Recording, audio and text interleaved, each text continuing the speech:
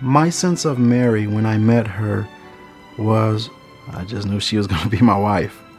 I wasn't thinking about a girlfriend at the time. I was just raising my son, and our courtship was for 1 year. And we made plans and we got married a year later. So she got up, went to go work out. And when she pulled out the garage and turned the corner, I realized she had already left the house. The phone rang, and it was the hospital. It was someone from social work. And they asked me, "Is Mary Milton your wife?" I said yes. And they asked me to come down to the hospital. She had been in a car accident. So when I got there and I put my left arm around the back of her head, and I bent over and I began to pray with her. They asked me if I wanted to say anything else to her before they put her on a vent. And I reached down and kissed her and told her I loved her. And I stepped out the room and never spoke to her again. After the scan, the doctor pulled me aside about an hour and 25 minutes later. His words were, "As you know, she had bleeding and swelling in the brain.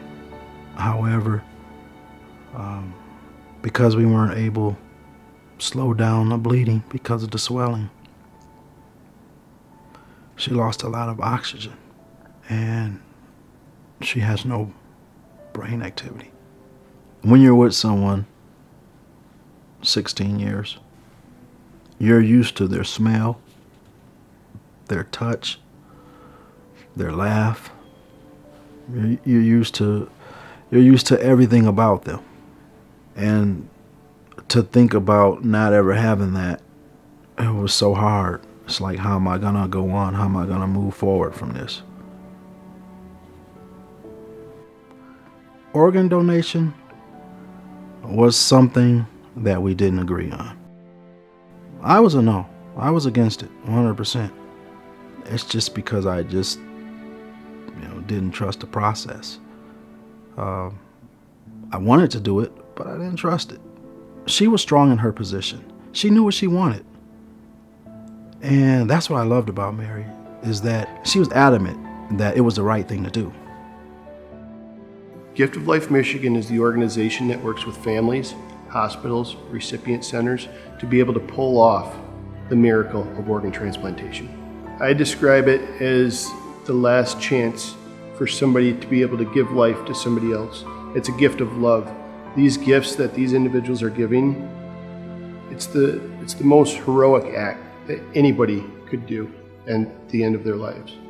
Once I was able to gather myself, I knew the next step is I need to let them know right away that she wanted to donate her organs. I was introduced to Chad by one of the attending physicians and a nurse and one of the social workers at the hospital. I was there to help support Chad and work him through this process.